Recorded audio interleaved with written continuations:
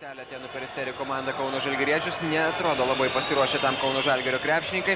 Andrius Jurkūnas vos nenulaužė dabar varžovo komandos krepšio ir štai tokio įsibėgėjimo sustabdyti beveik neįmanoma arba apskritai neįmanoma ir dabar jau nieko kito nebelieka, tik tai pripažinti savo pražangą Aleksijui Amanatidžiui ir tuom problemos varžovų komandos gretose nesibaigia, kadangi Andrius Jurkūnas štai taip. Nepaisant dviejų pakibusių graikų. Grėsia prieš vieną. Andrių Jurkūną dabar puolė varžovų krepšį, Magic Raidens krepšį. Ir Kauno Žalgiris turi galimybę dar vieną greitį atakį. Andrius Jurkūnas 2 taškai ir aišku bereikalinga ir visiškai ne vietoje. Pražanga, kuri bus įrašyta arba Andriui Šležui, arba Robertui Aptokui.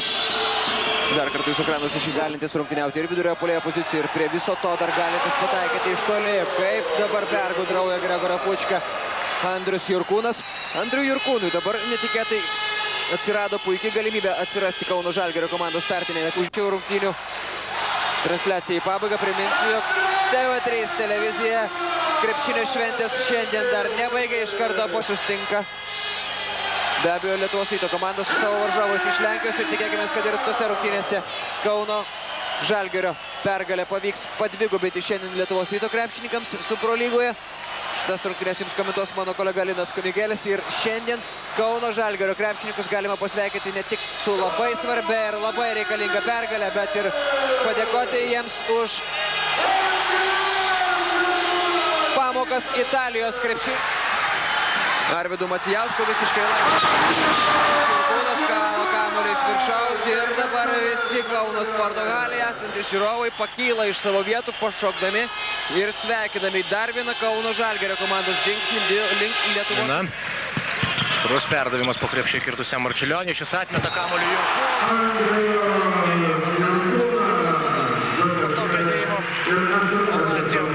Ne tik Kauno sporto halėje susirinkę žiūrovai, tačiau pašoka nuo atsarginių žaidėjų suolelio ir beveik visi Žalgirio komandos puolimo triumfas šios dienos rungtynėse ir kaip sėkmingai rungtynės NCAA patirtį turintys krepšininkai, 2 vienmečiai, 2 jaunių, buvę jaunių rinktinės žaidėjai.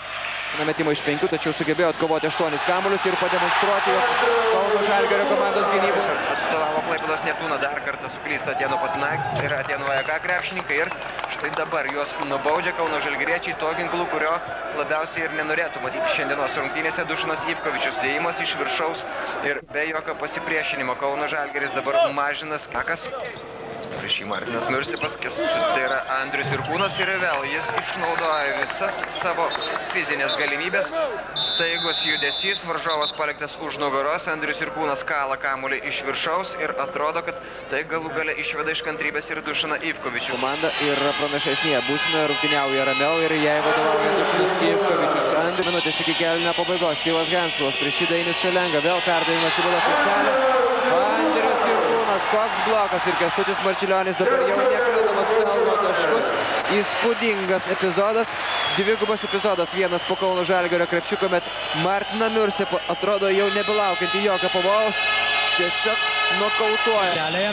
Styvas Woodbury, gražus perdavimas po krepšiu ir Andriaus Jurkūno dėjimas iš viršaus. Šį sumanymą Kęstutis Marčiulionis, nors ir nelygi buvo pagal ūgį šių dviejų krepšininkų dvikova, tačiau įspūdingą ataką užbaigė Andrius Jurkūnas. Dėjimas iš viršaus, kuriam neturėjo įtakos net ir Šiaulių komandos krepšininko. Pražanga, antrą kartą baudžiamas pražanga Vaidas Pauliukėnas ir štai. Perdavimas Jurkūnui ir dar viena įspūdinga Žalgirio ataka. Galingas Jurkūno reidas ir dėjimas į Vilniaus Lietuvos Ryto krepšį, smaginasi paskutinėmis rungtynių minutėmis. Jis taiklus. Taiklus yra. Andrius Jurkūnas, jo metimas iš 3 taškų zonos turėtų būti labai rimtas. Ir 15 sekundžių Giedrius Gustas atmetas kamuolys Andriui Jurkūnui ir šio 3 taškis taiklus. Andrius Jurkūnas 10 taškų.